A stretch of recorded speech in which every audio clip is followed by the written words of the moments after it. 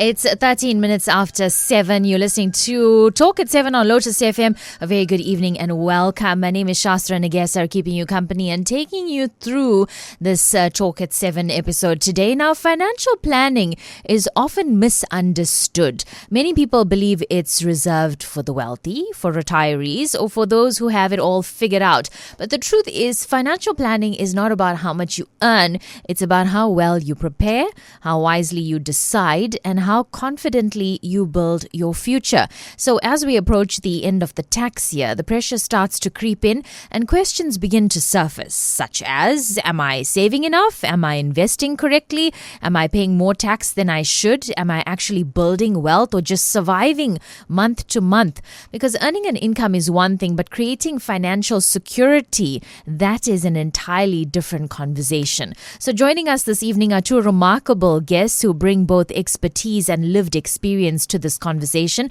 We have Professor Dilip Garach, an award-winning financial planner, will help us unpack the realities of wealth management, smart decision-making, and how to position ourselves before the tax year closes. And Jennifer Reddy, Chief Executive Officer of Morar Incorporated, will share insights into resilience in leadership, navigating the corporate world, and propelling a company onto the global stage. Good evening. Thank you so much for joining me. Good evening. Thank you for having us. Good evening. Thank you for having us. Now, many people see financial planning as something that's only for the wealthy. How would you both respond to that perception? Let's start with Jennifer. For those of us that didn't inherit generational wealth, I will disagree. It's not for the wealthy. It's for every one of us to create a savings model and starting with as little as you can afford when you start working. You're securing your future. It's not about being wealthy to continue being wealthy. It's about creating wealth for future generations and even your own future. I think it's important that the moment you start working, it's important that you start saving. So on the one hand, you earn a salary and you have to pay tax. Unfortunately, we all have to pay tax. And whatever is then left over, perhaps some of it will go towards lifestyle expenses and so on. But there will be that amount which you have to set aside, and you have to use that as part of your savings, and you're meant to invest that money so that you start building a future for yourself. So that starts from day one, or rather the first month that you receive your salary check. So therefore, planning becomes very important. Prof, what are the most common financial mistakes that South Africans are making right now? Well, certainly, I think people are getting into debt. They want to have a good life. They want to enjoy a good lifestyle. But what they don't realize is that you earn a salary, and that salary has got limitations in terms of what you can do with it. So whatever your net salary or your disposable income is, you're meant to be spending whatever you have to, and I indicated that you have to save as well. So you need to try and come up with a balance to make sure that you don't overspend. The only way that you can achieve overspending is by borrowing. And the moment you start borrowing, you get into debt. So that is the biggest mistake that people make. They get into debt, and at the end of the day, they find they get into the struggle of trying to repay that debt, and that's a problem. Jennifer? I agree with Prof. I think South Africans are becoming emotional spenders. Out of fear, out of pressure, out of comparison to others, we're spending. Not necessarily what we have. Credit is freely accessible nowadays. Loan sharks are available. People take that not understanding the cost of credit. And so we're not making informed decisions with our money. It's more emotional decisions, and it's for the wrong reasons more often than not. Also, I think South Africans are not tracking their spending. You're not reviewing your bank statement, understanding your spending patterns, and why are you doing that? Yeah. And how much of wealth building is strategy versus behavior? I think certainly strategy plays quite a critical role, which means that you have to determine up front that you're getting a salary of X, you're going to spend Y in terms of your lifestyle. So you can't have a salary of 25,000 Rand a month and think that you're going to live a lifestyle of 30,000 Rands a month. Right. Because then you definitely are on the wrong side. So from a strategic point of view, you need to sit down and perhaps with your spouse and work this thing out. So what is your gross joint income? What is your net income? And then establish what lifestyle you're going to be leading and ensure that, and then further to that, you need to work out how much are you going to save and how much you're going to then invest and how you're going to invest that money. So that all forms part of strategy. You can't get emotionally involved and say, let's live up for the Joneses, we'll think about this later, I'm sure that our income will go up, we are professionals and we know that we're going to earn a lot.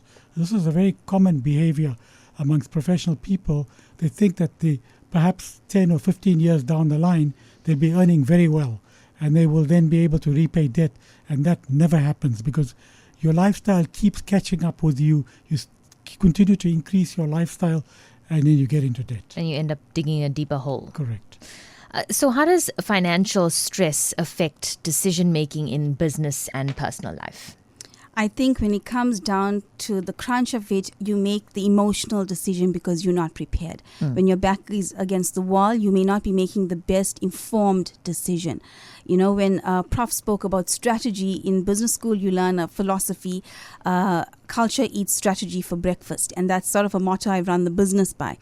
Culture and behavior is equally important to the strategy because consistency comes from the behavior. You need consistency to enforce a strategy.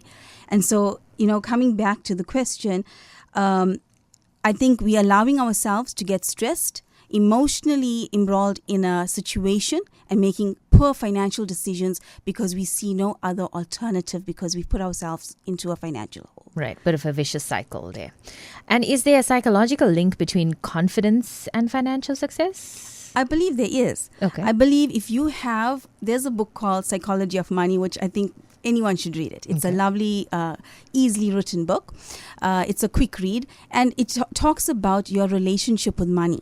If you are confident what you're earning, you are going to spend this budget, I'm going to save this much, in so many years I'm going to invest, cash in on my investment, that behavior will culminate in you achieving that goal. So that confidence in that you will achieve this has to be part of that behavior pattern to get you to being financially wealthy and planning ahead and achieving your financial goals. Prof, we're close to the end of a tax year. How can you save on tax so that you may have more money to grow your personal wealth? That's a very important question. We know that the tax year ends on the 28th of February, which happens to be next Saturday. So we're only a week away from the actual date. I think we must first try and identify which are the main forms of taxes. And the main forms of taxes is income tax, capital gains tax, donations tax, and estate duty. And if you take each one of these taxes, they mean different things. So typically, if you have wealth, for example, if you have a bank account in which you have a couple of 100,000 rand, you could immediately decide to donate an amount to perhaps your son or daughter or your children. And that certainly has a distinct advantage because what you are doing, you are now moving assets from your name over to your children. The Income Tax Act has got a whole lot of exemptions, and that's what you need to take advantage of in each tax year. So typically in that instance, what you're going to be doing, it allows you to donate 100,000 rand, so both spouses can donate up to 200,000 rand and move assets away from their estate. So when they die, those assets don't form part of the estate. Even the growth on those assets will not be part of your estate. Okay. So certainly by donating 100,000 rand, each spouse 200,000 rand, you moved assets away from yourself. From a capital gains tax perspective, 40,000 rand of any gain on a sale of a capital asset. So a capital asset would be unit trusts, could be shares on the stock market, typically those kind of assets that you sell. Every year you allow this exemption of 40,000 rands a year. You need to take advantage of that. So by doing that, you're realizing your asset and you're taking advantage of the capital gain, because if you have it all in 1 year, then you don't get the 40,000 rand exemption. You can only use it every year, once a year. So that's the second one. The third one, certainly from a retirement perspective, you need to start planning from day one.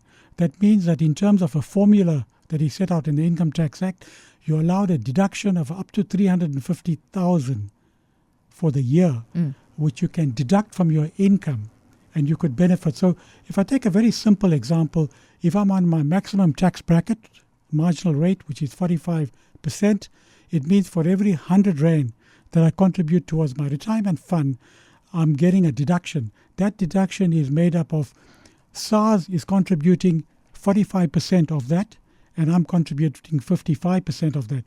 But what it means is that for every 100 Rand, 55 Rand I am contributing. My tax reduces by 45 Rand, so SARS is contributing on my behalf, but 100 Rand is being credited to my retirement savings account. Now that 100 Rand, so immediately I contribute this 100 Rand, I'm paying 45 Rand less tax. I've already contributed 55 Rand, but 100 Rand gets credited to my retirement savings account. So you can see immediately I'm getting a return on my money. And within the retirement fund itself, it will grow tax-free, free of any income tax, capital gains tax, dividend tax. So that's a third opportunity that you could lose if you don't make that contribution. I think fourthly, there's a tax savings account. So you could contribute 36,000 Rands a year towards your tax savings account, and you would again start moving assets away. So within the fund itself, so instead of investing in the bank where you're going to be earning interest and you pay tax on that interest, by doing it this way, effectively investing in a tax savings account, you can contribute 36,000 Rands a year, which is 36,000 Rand a month. Leave that money in that account. It will continue to grow for you tax-free. And that certainly, so you can see there's distinct 4 advantages, and it's quite a lot of money. Donations tax is 100,000 Rand. Looking at capital gains tax, there's a 40,000 Rands a year exemption.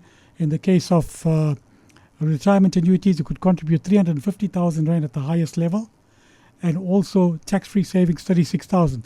Now, Shastra, if you take all of those amounts and if you multiply it compoundly on a year-to-year basis, then you're A for away if you started from the age of 20 or 22, when you get your first salary check. Some of these things you can start taking advantage of and it'll start growing. So certainly you need to start doing that. And if you're not doing that, then you're going to lose, because when you get to the age of 35, 40, you've lost all those years and the compounding effect of that. Right. I did read today that they're wanting to increase the amount from 36,000 to 40,000 per year. Yes. Well, certainly that will happen, because the 36,000 was put into place in 2015. So it's like 10 years. And, it's about time.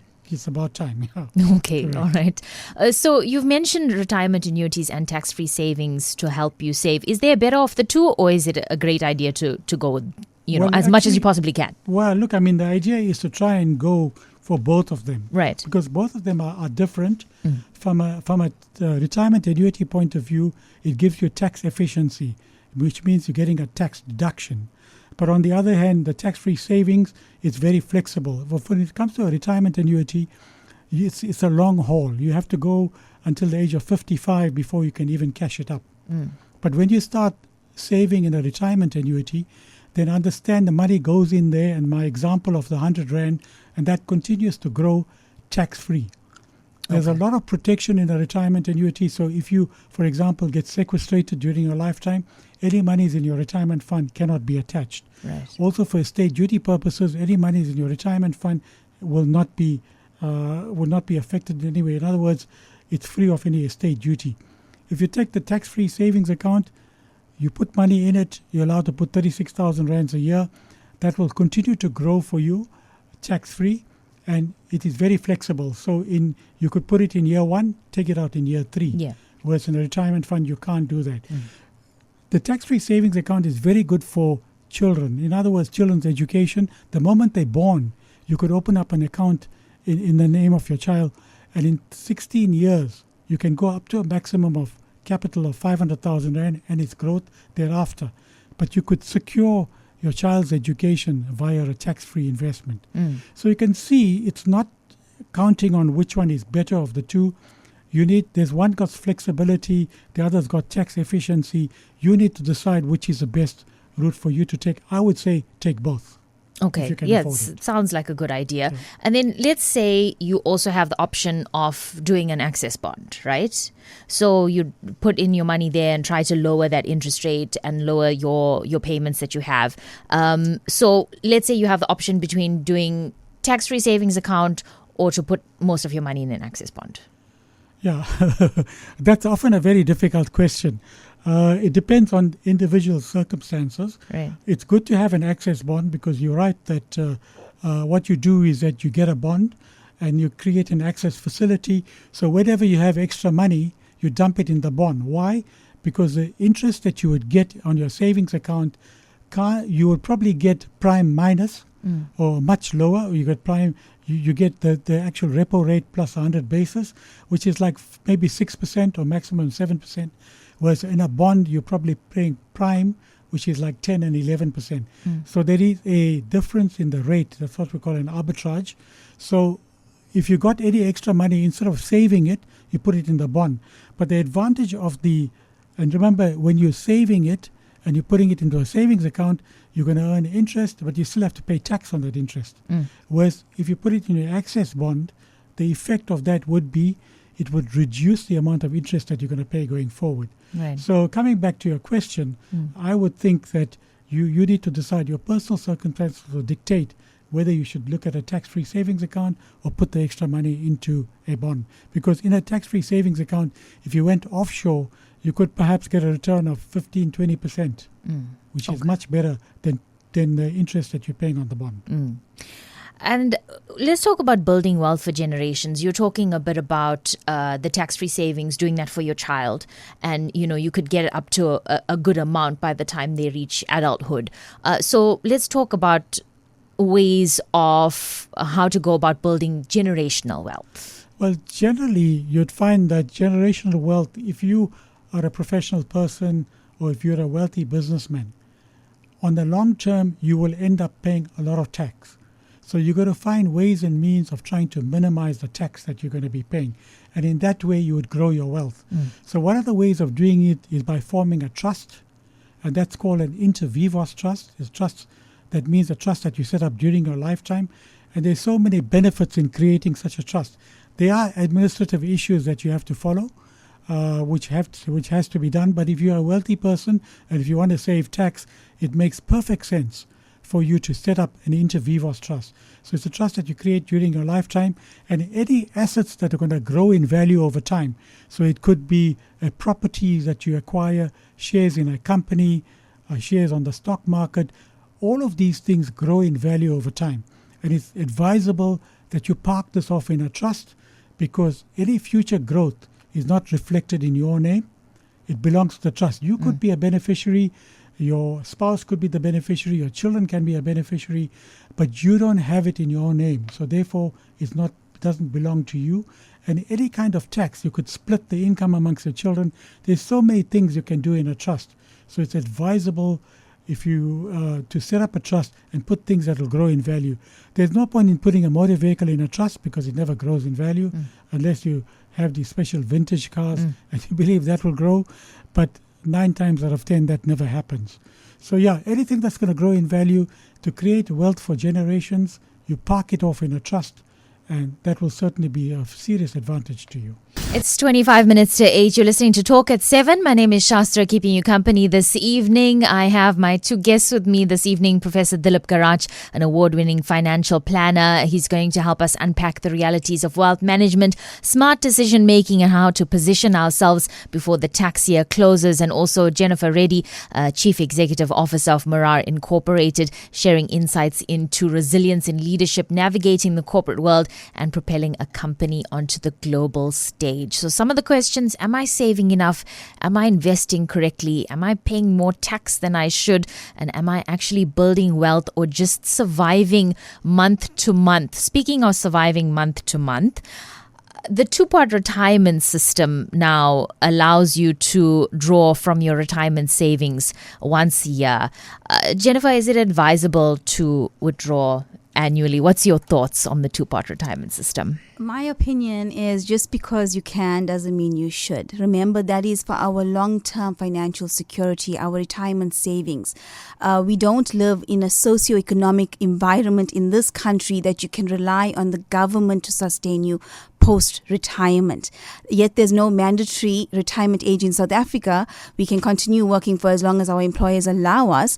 But what is the likelihood we want to work past 65? And then what do you do? If you don't have enough saved and retained for that period of your life, you're going to be reliant on government welfare, which none of us, I think, want to be in that position.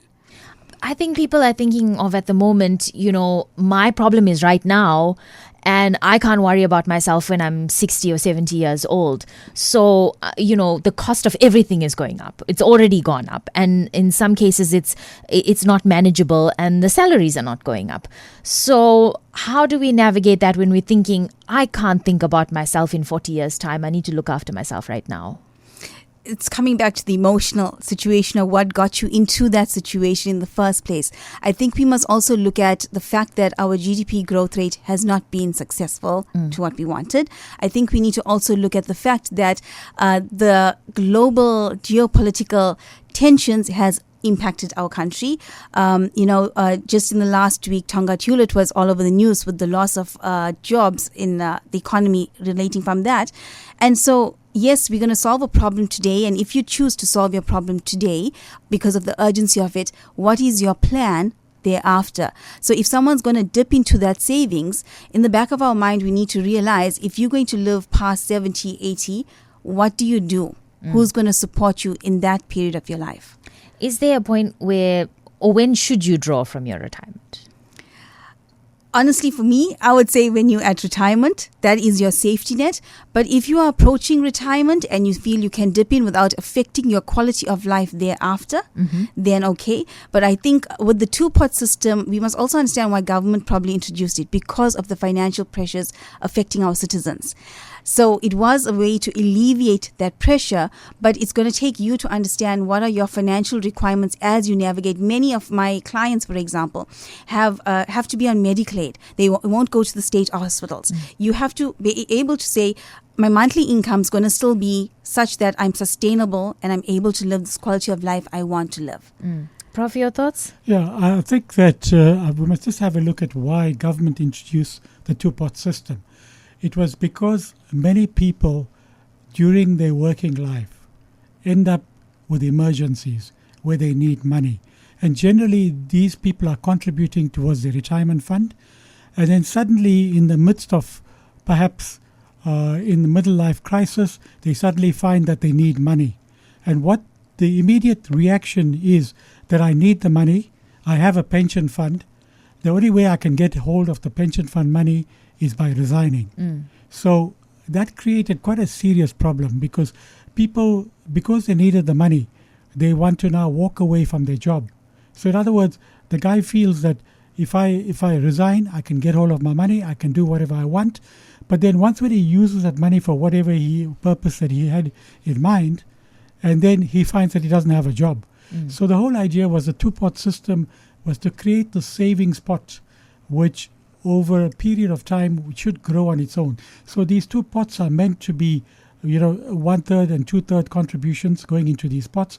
Obviously, your retirement pot is sealed and you're not allowed to take money out.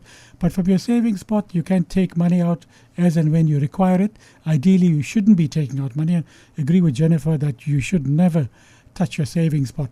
And but at least it is available if you need it. But unfortunately, and from what we've already seen, and because we see it from the STARS statistics, because it is quite a costly affair to take money out of your savings pot, namely that the tax that you pay your tax at the marginal rate of tax, which is quite a penalty that you pay to take money out of your savings pot. So I think you are at a distinct disadvantage. And SARS have collected billions from the 1st of September 2024 to current, and they are smiling all the way to the bank. So that is telling us that this is not a good thing, but unfortunately it has to be made available. So people take it out to buy luxuries, to go overseas, to the feel that they want to get involved in a business. These are so not for emergencies, which is correct, what it was meant for. What it was meant for, yeah. Let's talk about the difference between paying premiums to buy risk benefits and saving to create wealth. Okay, so Shastra, that's quite an important question. I'd just like to draw some kind of analogy, parallel between, let's say, you're going for a medical checkup annually as opposed to doing a financial checkup once a year. So when you go for a medical checkup, which everybody is meant to be doing once a year, so you go to a physician and he will check your blood sugar, it'll check your blood pressure, it'll check your cholesterol, it'll do an ECG, and all of these are in the normal limits. He gives you a clean bill of health rather. not wealth. We'll get to that. Yeah, we get to that now. So, but on the other hand, how many people go to a financial planner or a financial advisor to check whether their risk cover is adequate, whether they have sufficient money set aside to build wealth? So you can see clearly there's a problem in we tend to ignore this thing about trying to create wealth for yourself, and therefore it's important that you look at that aspect.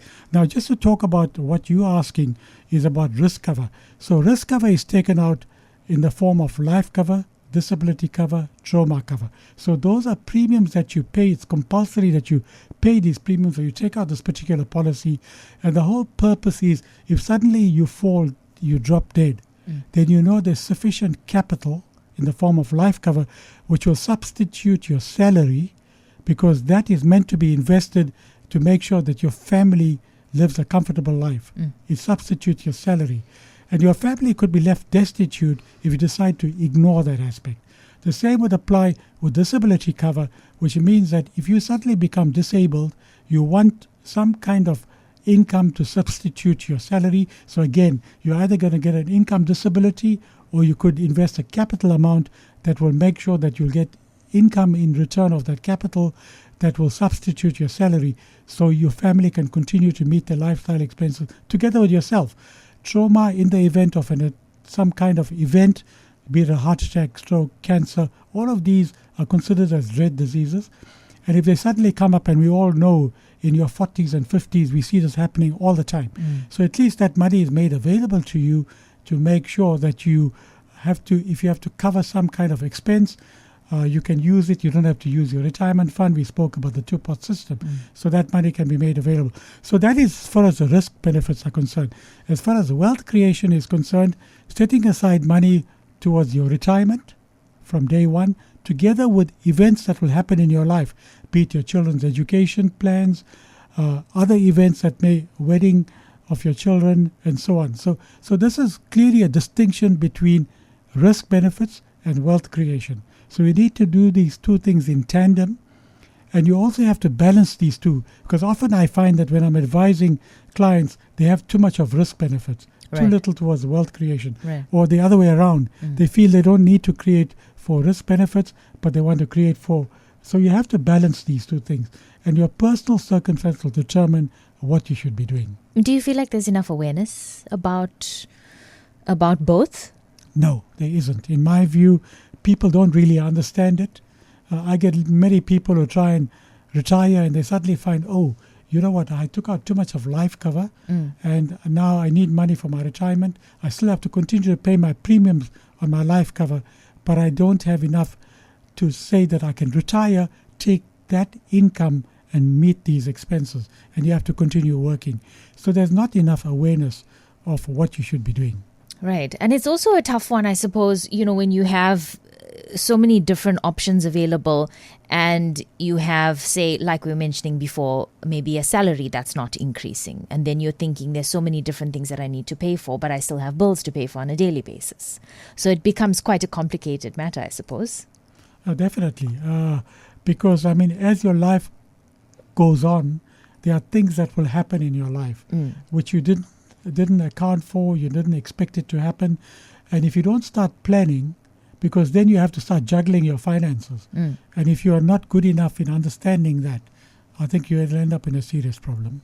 Yeah. I think I agree with Prof. The lack of awareness has made it come to a stage where, the layman is just sold products.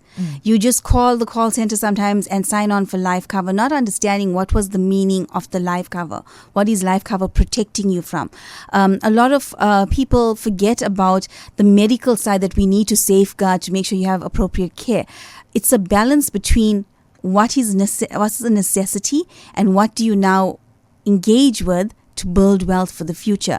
And so, a very trusted relationship is going to be with a financial advisor that's doing it for the right reasons, not selling you products to earn a commission, but actually looking at your entire situation, your family, what is the strategy around you all for financial planning, and selling you those products or signing up for those products that gets you to your goal.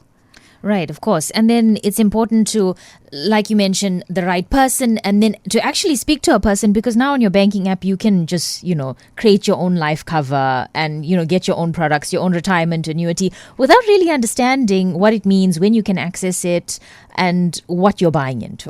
100%. You need someone, because it's easy, because you go into the app, you sign up. Yes, I want to Apply, cover this apply. bond. I want this bond covered and whatever. Yes, those things are pretty simple. And I'll say, yes, I've even done that. But when it comes to, for example, income protection or the disability cover or anything like that, you need to consult with your financial planner to make sure you are on the right path of where you want to go. For example, if you take me and a professional, I had to make sure, should anything happen that prohibits me from continuing my role and earning this income, do I have the safeguards in place to protect that income for me and my family? You need an educated person, a professionally trained person that's competent to do that for you. Prof, let's talk a bit about retirement funds. What payments are made at retirement by a retirement fund? Sasha, generally you'll find that most people belong to a pension fund. You have a pension fund, you have a provident fund, and you have a retirement annuity. Generally, pension funds and provident funds are employer-driven funds. In other words, you have an employer and an employee relationship. Generally, retirement annuities are Contract made up workers and people who are in business and that type of thing. So when you contribute towards, typically, provident funds are more or less fallen away, but you belong to a pension fund. Now, you can be part of a defined benefit pension fund or a defined contribution benefit fund. And I'm sure we're going to probably talk about the GEPF, because many people belong to the government employees pension fund. So if you look at a pension fund, what would happen is that you'd be part of a defined contribution pension fund, which means your contributions are defined. What you contribute, what your employer contribute, it goes into a savings account. That money gets invested, and over a period of time, it's meant to grow tax-free, and that's what we spoke about earlier. When you get to retirement age, let's call it 60, that's typical age where people retire. In a pension fund, you're allowed to take 1/3 in the form of cash of that lump sum. So let's say, for argument's sake, the lump sum was 3 million rand at 60.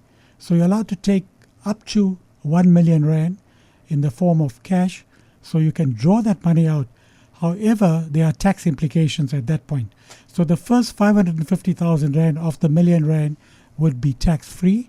So that lump sum can be extracted and taken out and put away into your savings account, or you repay your bond, or you can do whatever you want. But the difference between the million and the 550, which is 450,000 rand, that is subject to tax in terms of a retirement fund table. So the table, it's a sliding table. You find that you get taxed between 18, 27 and 36%. So that aspect is taxed. Now, you can decide whether you want to get it taxed and then take that money as well. So you'll take it net of tax. Or you could take that 2.450 million of my 3 million that I spoke about, and then invest that money either in a life annuity or a living annuity. Now, those are two forms of amounts that you could receive during your retirement. So what happens there, if you invest in a life annuity, that happens to be an insurance product, it's meant to give you income during your retirement. So it will then give you income every month. You can go to several insurance companies and ask them for their rates, and you could lock yourself into a rate. So you would get income for the rest of your life, and upon your death, it could fall away, or you could insure the capital up front. So my 2.450 million, I'm using that as my example, I could insure that up front. So what will happen is that I will get income on a monthly basis to make sure I meet my retirement needs.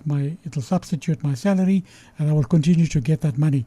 So what happens is, when I die, you could either lose that money altogether because perhaps you don't have a family, you don't have a spouse, but then it means that you'll have a higher income. But on the other hand, if I insure that, it means that I'll pay a premium towards that money that I'm insuring.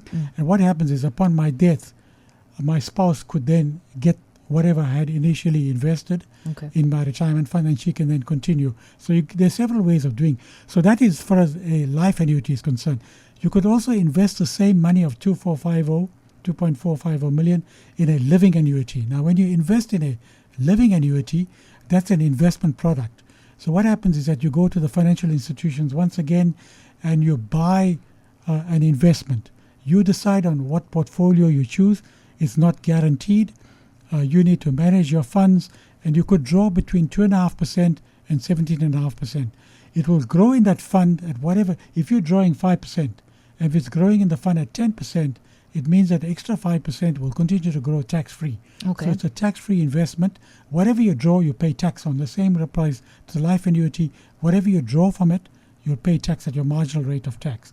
So it'll continue, and then upon your death, whatever money is left can go to your beneficiaries. It could be your spouse, in the case of a living annuity, or your children. That can continue. So that's how it actually works. So the living annuity, is that a little bit more high risk, or you just said that you are managing that? Yeah, in other words, you normally manage it with a financial planner. Right. But yes, it's a higher risk one to take. So what people do, they take a hybrid.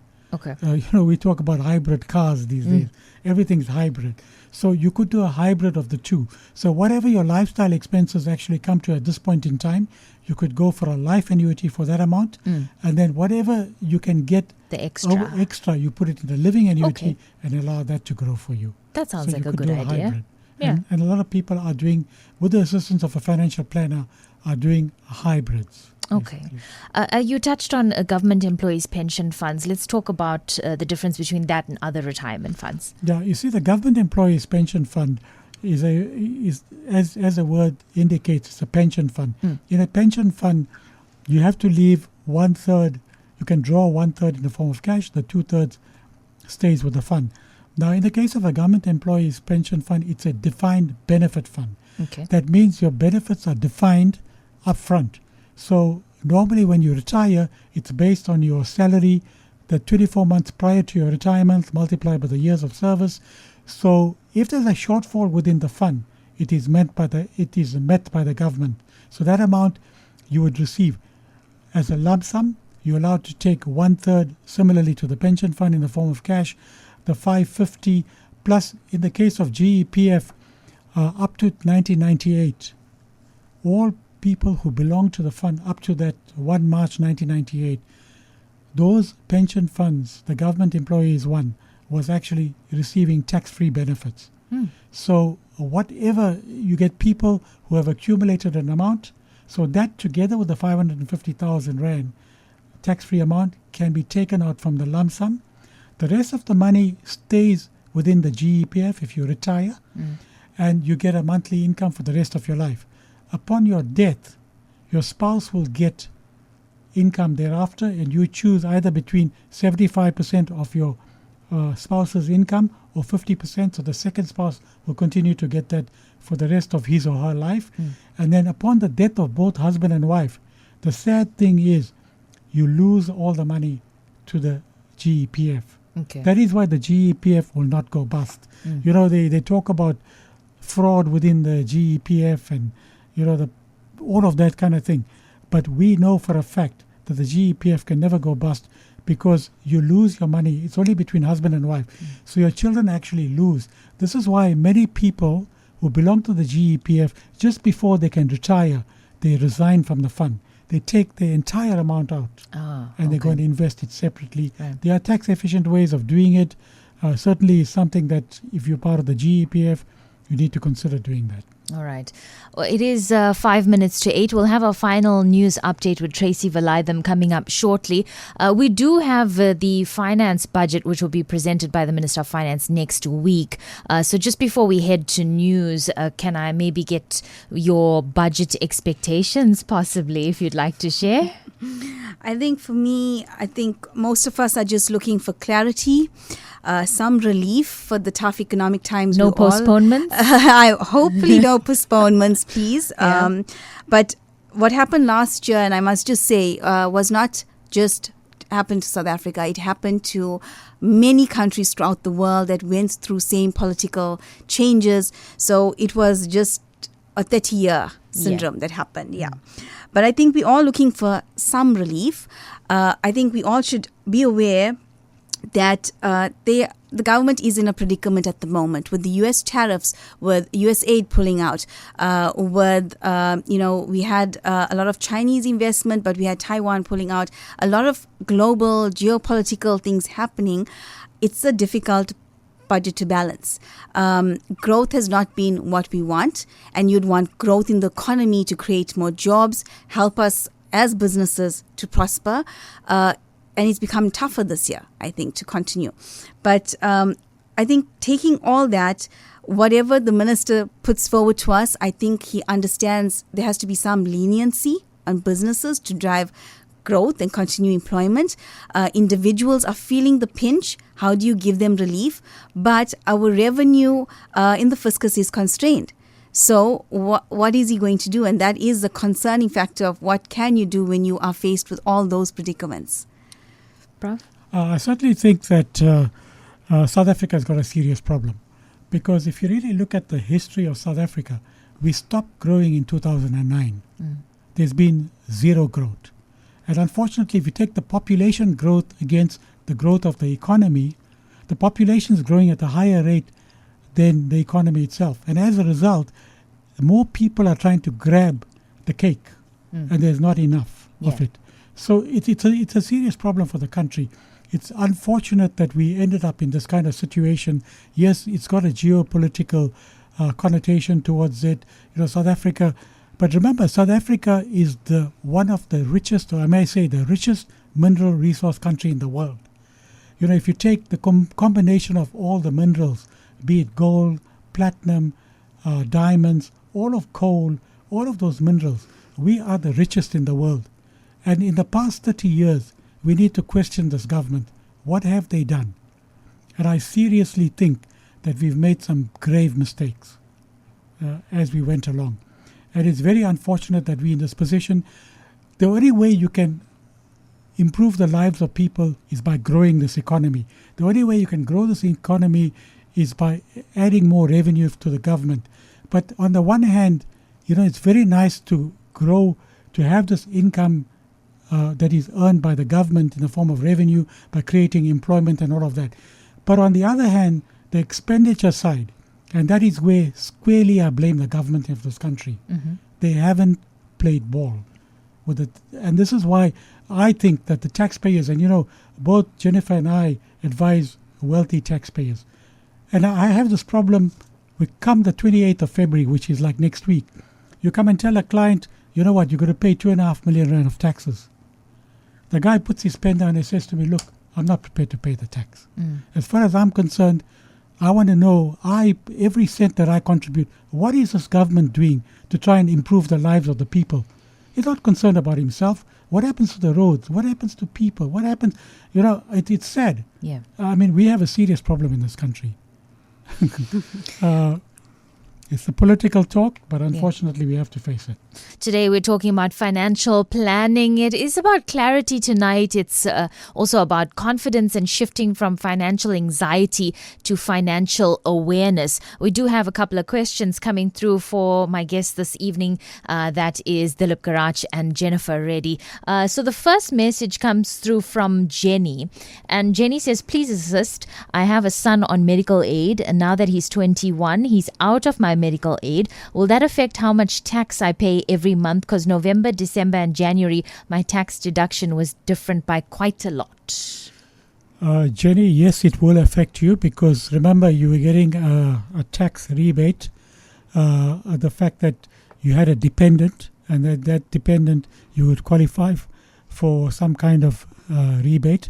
So that has now disappeared, because he's no longer on your medical aid, and therefore you're going to end up paying more tax.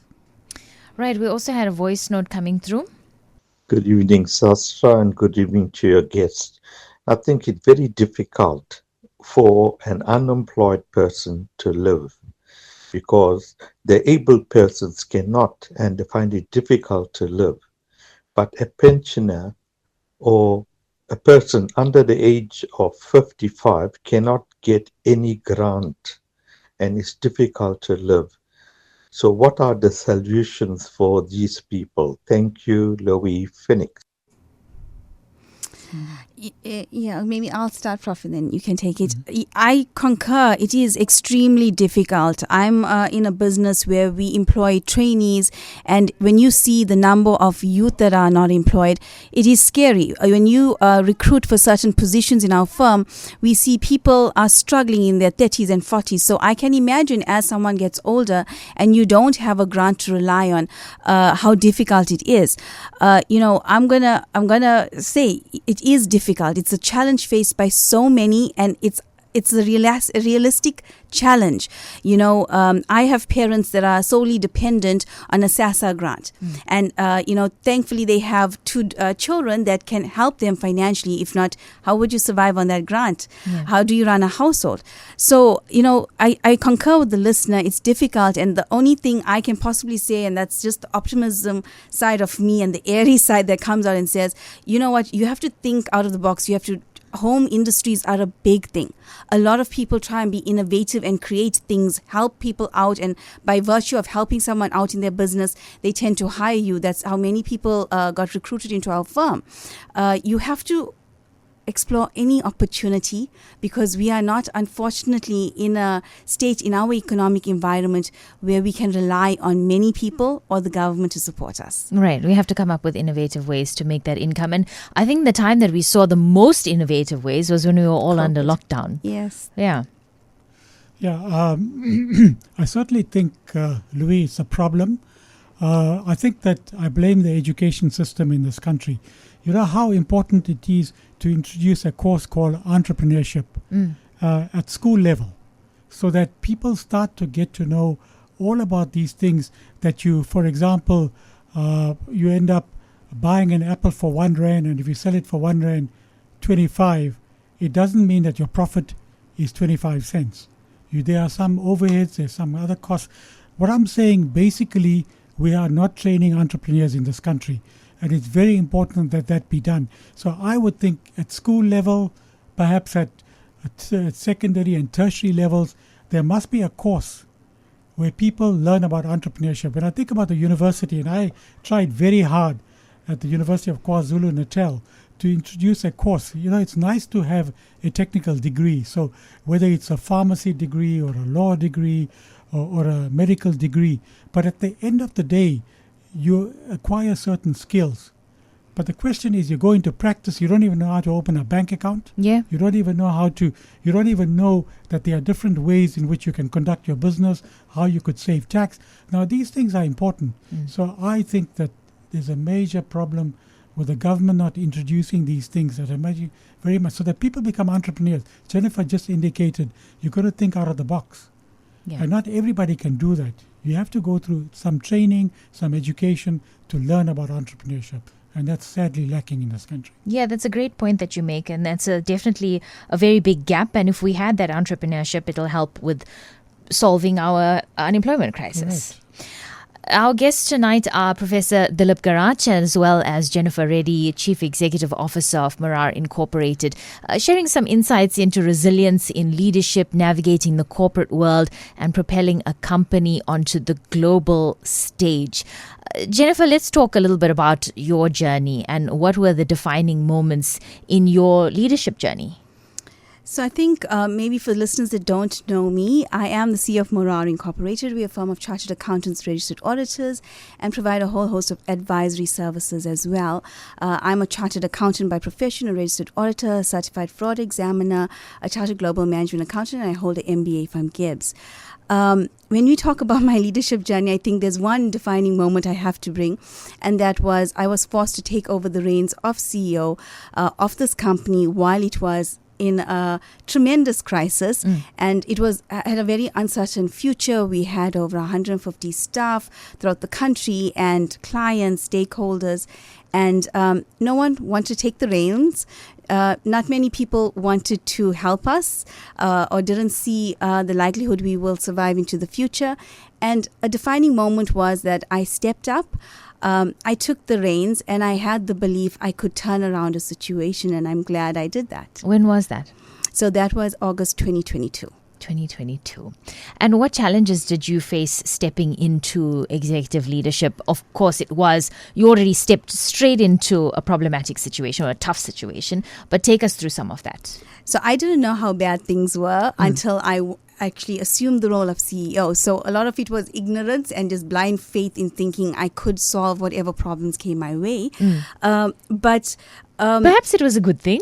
I knew everything. I believe God has a plan for every one of us. And I was in that space. I had completed my MBA. I had a different vision of life. And so that helped me. When we speak about challenges, at that time, I was the youngest director. I was only 36 at the time. I was a mom of 2 young girls. And so many people didn't have faith. I would put in the long hours. I would endure the journey, or I would have the stamina to see this through. Being an Indian female in this industry, you are a minority, and there's not many that will open the door or show you the way. It's a competitive industry, consulting, and those were really the really big challenges I faced. You didn't know who to ask what to. You didn't know what would be someone's intention when they advised me. And, as I navigated that journey, and as I sit in front of you today, I've change the script in I want to help people that go through that understand you have to find someone you can rely on that can help you through, because when you're alone in a situation, you feel overwhelmed. And if you don't have fortitude of mind and that emotional intelligence to take you through something, you're never going to see through. So how did you build confidence in those high-pressure boardroom environments, which I'm assuming, and I think I might be correct in saying, you were often underestimated? I was often underestimated. Earlier on in my career, I will remember this till the day I probably pass on. I was the one making tea for everyone. So as young Indian girls, you brought up to say, when you wake up to make yourself a cup of tea, would anyone like a cup of tea? And then you make 6. Because that's the culture. And so I had to learn, no, I wake up, make myself a cup of tea. I come back, everyone, tea's ready. Why don't you make yourself a cup and we can continue the meeting? I think what helped me was I wasn't just given the seat at this table. I earned the seat at this table. And so when I walk into a boardroom, I walk in knowing I've earned the seat. I own the seat. I am part of this entity. I've worked my way to the top. Having the academic credentials helped me, because when you know what you're doing and you're educated on that level, very few can challenge you if what you are saying is right. But it's also having confidence and belief in yourself that it does not matter how difficult or resilient someone is trying to portray themselves to be or put you down when you're saying something. Believe in yourself and keep your voice. Be heard. Having said that, were there moments of doubt? Surely there were. And how would you have overcome those? Because sometimes we underestimate ourselves the most, right? We can be our harshest critics. We are our harshest critics. I went through that. Many nights I would go to bed thinking, am I doing the right thing? Did I make the right decision? Anyone in business, Prof will even say, you have to make a judgment call every day. You have to rely on your instinct. Yes, academically I knew strategic decision making and the steps you go through to make decisions, but most often than not, you really spur of the moment, back against the wall, you have to make a decision. And yes, there were difficult moments, there were challenging moments, but I think what's always grounded me is that you find support in people that you can trust, help you navigate, bounce ideas. It's not you alone. You never must allow yourself to feel that you are alone. And what are some of those leadership lessons that came from the difficult periods that you might have had? I don't like this word, and I think there's even a meme going around, we're tired of being resilient. Okay. I think they've even created it for the president saying, please, we are tired of being resilient. Yeah. We're also tired of going through unprecedented times. Yes. Yeah. That's sort of my thesis of life, but when you think about it, you really have to be resilient in life. People give up too easily. There were many instances or situations that I could have easily said, I can do something easier. I had to sacrifice a substantial amount of time for my family. I'm grateful that my family understood. My passion was the business, and they understood I need to be doing what I needed to do. There was 150 people employed. We had a number of clients. How do you walk away in good faith from that? If you have a conscience, you can't. But what do? You really have to dig deep. You have to believe in yourself. So I'll reference another book. This is from my university days. It's called The Secret. And Oh, yes. Yes. So Rhonda Byrne. And I think Netflix even had a little version of it out. That was something, that belief in a better day, a belief in something will work out, affirming to myself, I will achieve this, helped me get through. A little tactic I used, I created little milestones for myself. So I said, in a month, I'm going to do this. In another month, I'm going to achieve this. And I created it for the first 12 months. I said, I will get myself to where I wanted to be. And when I achieved every milestone, I called a very close colleague and I said, we have to celebrate. I did this. When I achieved something else, I celebrated that moment, because yes, the next hurdle was going to come, but you appreciate that journey. No one knew what it took out of you to do it. There were very many meetings, as you say, that I had to go and meet at the head of large institutions, of legal advisors, and a little person like me sitting in front of a row of 7 people interrogating me. And you have to hold your wits about you. You have to project that calmness and that clarity in what you are trying to achieve, and meet in between. Any problem can be resolved. Any challenge can be overcome. And as long as we keep remembering that and keep ourselves grounded to what we're trying to achieve, you should overcome anything. Now, as a woman leader, and you also mentioned as an Indian female, you would have experienced some resistance. So how did you navigate that bias? Is it one of those things where you ignore it and you power through, or you call it out? So earlier on in my career, I had to call it out. Okay. As a CEO, though, it sort of was a little different, where it's on a different caliber that I'm experiencing it, and so I can't really call it out. Maybe it's a lot more subtle as well. Yes, So what I tend to do is I tend to navigate it very tactfully, in knowing if I'm putting a stance on an agenda item, for example, in a board meeting. I have my facts. I know what I'm presenting. It's an open communication. You don't allow people to disrespect you. So when we're talking about the bias, it's not you disregarding what I'm saying because of me saying it. It must have been factually something I said that you found an error in, or you didn't agree with, and we respectfully, as colleagues, disagree. My age often throws people off as well. And that's the other thing I had to sort of navigate, where they need to understand I don't not know things. Yes, I may not be as experienced in many things, but I'm here to learn and grow. It's a constant learning curve. And that's the thing I think we sort of miss as growing up in our Indian households. You safeguarded, you in the safety net. And so when you're finally in the big bad world, you feel like, oh, woe is me. What do I do? And only when you're thrown in, you realize you have everything it takes to do whatever you want in this life. You just have to work very hard, be very, very diligent, put in the effort, and really, actually, I think, pay attention to everything that's happening around you. Education is key. Many of my trainees underestimate the power of education. So I keep trying to encourage them. Get the qualification. Because once you have that qualification, it's a ticket to anywhere in the world. Don't disregard things like that as you want to navigate your own career or leadership journey to any position. Right. So you would encourage studying at absolutely any level? I'm still any studying. Age. I studied after I became the CEO.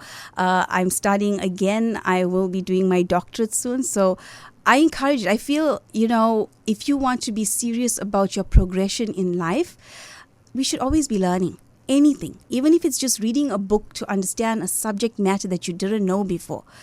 Learn. And online as well, it's so much easier now if you want to get those, smaller qualifications and certifications. Podcasts. So yeah. I think I started learning through TED Talks. Right. So, those are freely available tools that we should empower ourselves. It's not always about what someone's going to do for us. It's what are you going to do to take the next step in your life. No one's going to give you a handout. And I'll tell you, as a female, if you get a board position, people question how you got that board position. Yeah. So, for me, this is my CV. I should be chairman of the board. I don't know what you're questioning. But, it's that sort of, you have to have that sort of grit about you. But a lot of it comes from our power.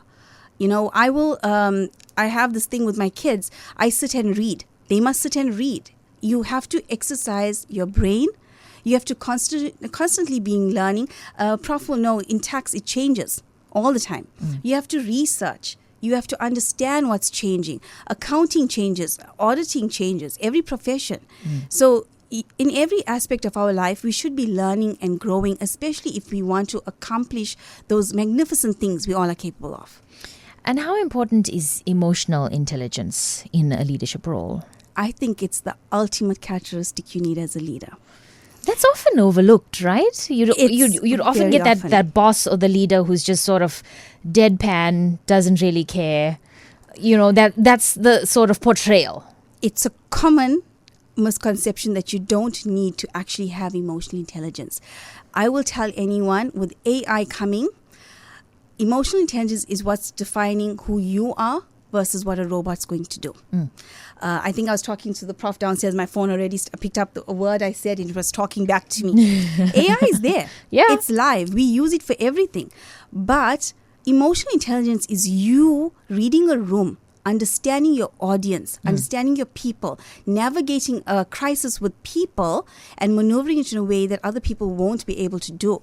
So yes, as leaders, I think historically you weren't taught the leadership aspects around emotional intelligence. But if you cannot read your people, you will never be successful to the extent you need to be. People are our business.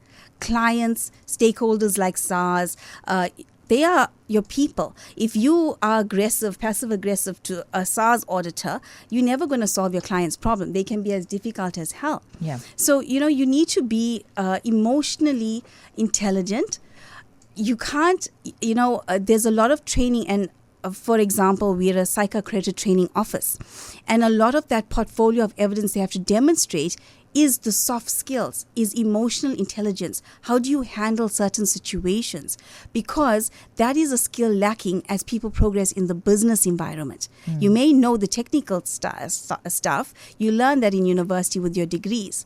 But that emotional side is what actually will differentiate you as a business. Yeah, it's not just people who are working under you. You're managing all the relationships, and that's what will make and break it. All of their emotions. Yeah. Everyone has bad days. Everyone has egos, dramas at home, egos. And you need to be able to read it and know how to best deal with this situation, with this person. It's not just a blanket approach. It's also leading with empathy. I think people, generations ago didn't lead with empathy. It was just steadfast rules and, you operate like this. You have to now lead with empathy. You have to understand employee wellness is a real thing. It affects your business. How do you deal with it? And then let's talk about international success as well, because we were talking about positioning your company, going from 2022 where it was uncertain, it was a turbulent time, to now international success. So how did you position your company for international success? Because you're talking to me about visiting different parts of Africa and collaborating. It was a lot of hard work, but I had a vision. So when I took the role, and it probably was the ignorant side of me or the younger side that didn't really know, but I had a vision of being a global brand. That was what I always believed I could unlock in the firm. And just through hard work, delivering on client expectations, your clients are your biggest referral. And inculcating that culture with my people grew us automatically, developing relationships with member firms throughout the country. That relationships helped us gain international clients. And, it's sort of also like a thing I can brag about, sort of, we're bringing business into South Africa. There's many businesses I've established into the country. They're trading, they're creating employment, they're creating revenue, they're paying their taxes. So those are great things, and that's really what I wanted. But how do you do it? Really, I started from probably what we'll call a negative balance in this company. And I had to go back to basics. I had to go back to what is a business, what is the purpose, how do I run this business? And when it came to scaling up, it was knowing if I'm entering a new market, a new territory, a new region, do I understand what's happening there? Do I have the network that will gain me access to that place? Your costs are always something you need to keep track of. How much of cost of investment am I spending in this? Is it going to be worth what I'm going to get out? And so before you actually embark on any venture, you're doing that risk analysis. So it's not going blindly and saying, okay, we're going into this country and we're going to do this. It's knowing I collaborated with educated people that understood the market. There's this opportunity. We have this. They have access to the market. Let's go for it. It's vetting the people you are partnering with, which I think in businesses, many people forget that. And that's how you have many partnerships that fall apart. Many people are suing other people because the shares were wrong, the payments were wrong, those things. So when you go in, eyes wide open, everything is clear and transparent, everything has been put onto the table, you actually can make a very informed decision. What were some of the biggest risks in expanding globally? I think the biggest risk is a reputational risk. If you're taking on a client of an international caliber, can you service the client? You don't want to, with any client, a reputational risk, you don't want any client upset, despondent, saying you never do their tax return on time or you filed something incorrectly.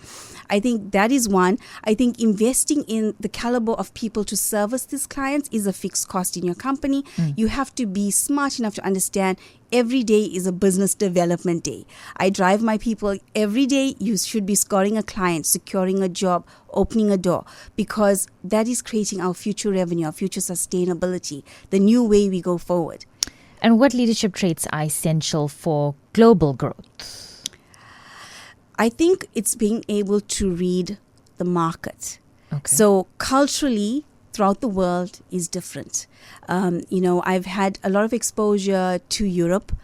It's different to us. With Europeans, we have to be on call 24/7. It's almost you working 24/7. When they want something, their turnaround is much quicker.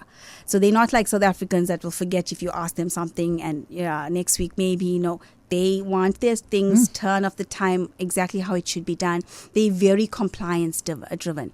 In Africa, and I will say this, and Prof mentioned, we're so rich in mineral resources. Yes, I go and I sell South Africa to the world because in Africa, we are the diamond. We don't have a language barrier. We agree to most time zones in the world. Our skill set is second to none. We've got the most educated, skilled employees here. The technology we use is very advanced compared to the rest of Africa. And so when you combine all that, that is your sales pitch to the world. That's what I take to the world to say, this is why you should look at Africa. This is why you should look at Morar Incorporated. We do all this. But it's showcasing Africa, and while you're doing it, you're also upskilling the other African countries, because collaboration is key to us growing, the entire continent. It's the next emerging market. Yeah. People that don't see it are really lost in the dark, because Africa is the next emerging market. We're going to take over very soon. Should we get the little things like political things, infrastructure, technology right, we are destined to move forward. Very true.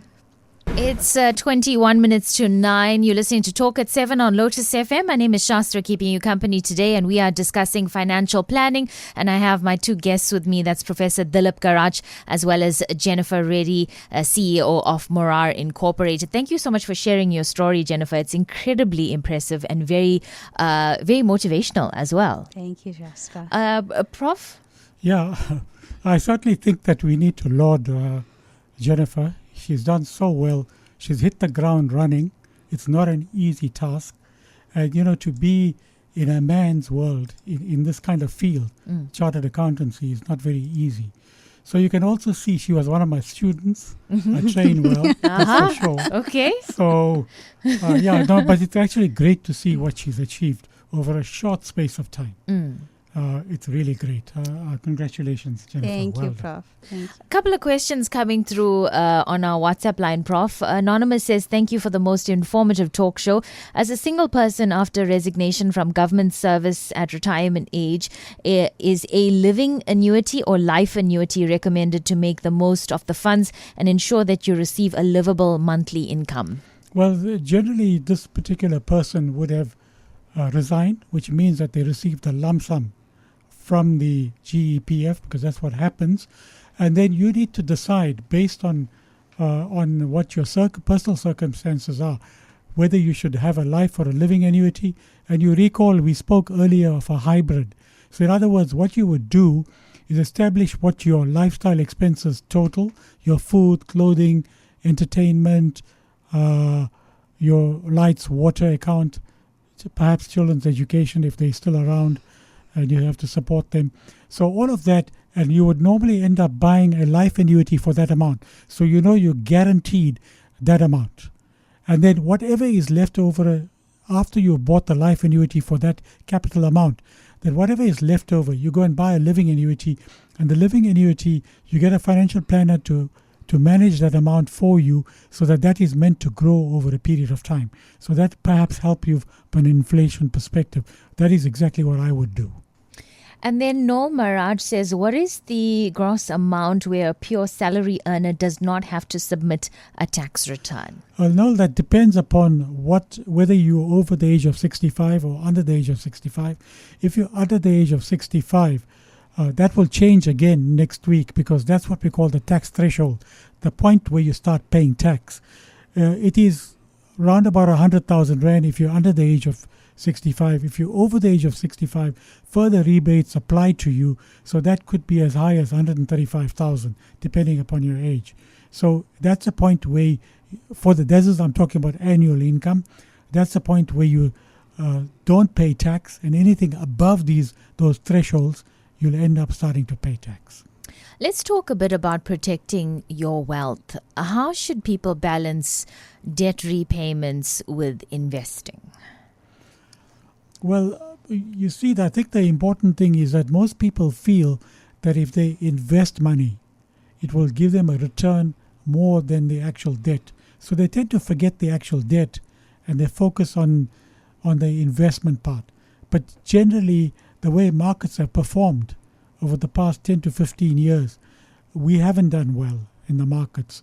And if you're not shrewd enough and if you don't have the skills, you're always going to battle to beat the return, the interest that you're paying on your debt.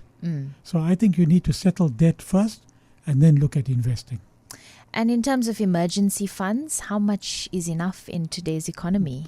Well, certainly the emergency fund, we always recommend as financial planners that you set aside 6 months of your annual salary as an emergency fund. So you put that into a call account and it'll probably earn you 6 or 6.5% interest. But certainly that money is set aside.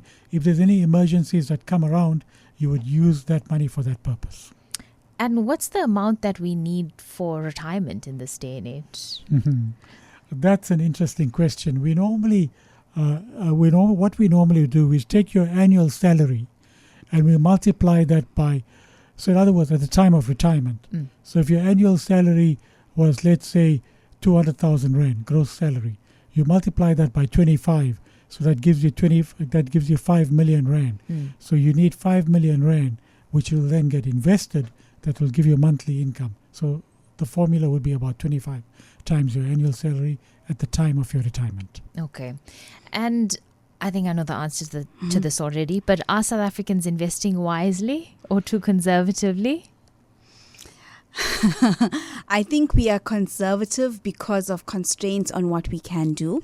So we tend to take a risk adverse approach to investing. And unfortunately, the higher returns are the higher risk investments. So I don't think we're investing wisely. I think, if you go back to when Prof mentioned about the debt, it's a balancing act, but pay off your debt first. Okay. Have more disposable income for you to grow your wealth. I think that should be the sort of way you strategize yourself. But no, we're not investing wisely, because that's why we're coming up with so many financial problems. Should a crisis hit, should we find ourselves unemployed, should we find ourselves at retirement age, we haven't invested wisely. Yeah, and then, we're talking also about withdrawing from the two-part retirement system. And then lately, I don't know if you guys have mentioned or noticed this as well, the amount of short-term loan advertising I've seen has just increased exponentially. Even if you drive down certain roads, you'll see it in different areas. And that's the trap many people are falling into, which they're not understanding the cost of that credit. What are you taking that credit for? Because it should be like a life and death emergency, I would assume, because the cost of that credit is what is actually strangling many people financially. Right. Because credit is available does not mean you should take it. And are these places, registered to be handing out loans? A lot of, I it don't just think looks, they are. Some of them look like fly-by-night. Yeah. And then how important is diversification for ordinary investors? Diversification in a portfolio of investment is important because you're splitting risk. So, if you'd rather not put all your eggs in one basket, you should have a weighted portfolio of investments so you see the benefit of a return on investments. Yeah. You see, so the other thing, I think it's very important. Whilst we spoke about entrepreneurship and people understanding what that means and so on, I think financial literacy, post-democracy in this country is a serious problem. People don't understand the importance of having knowledge about finance, investments, retirement, tax, having debt, all of those kind of things.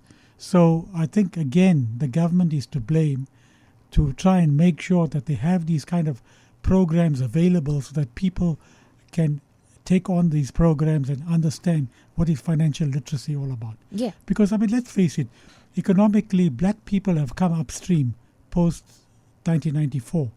But they've earned a salary. Now they're doing well in whatever. The Indian community in particular, they've taken themselves upstream and they're earning well. But do they have the financial knowledge to be able to do investments and do all of that? They don't. And they need to do some kind of course, which I think needs to be punted in one way or the other, so that everybody becomes aware of financial literacy. Yeah, very true. And like you said, it needs to be done at school level. Yes. Because I recall, getting out of school and working for the first time and trying to figure out getting a tax number, not knowing what on earth to do, and thinking, why didn't we learn these things in school? Because it's so important. It's life skills that are required.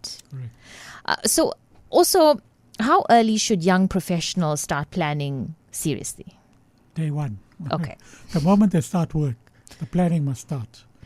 So, a lot of people say, okay, I'll do it next year, I'll do it, I'll wait for 5 years. No, you must do it from the first salary that you receive. Start dividing the salary, see what your lifestyle expenses comes to at that time. And obviously your salary increases over time. So you can work out that percentage that I'm putting away, like I'm spending, I got a salary that's 100%. My net salary, 50% is meeting my lifestyle expenses. I need to take 30% and perhaps put it away, and then maybe 20% goes into an emergency fund. See, those are the kind of skills that you need to start, especially if you're a professional, you need to start doing it from day one. And as your salary starts to increase, these numbers will find its way automatically. But if you don't start planning, then I think that you could have a problem during your working life.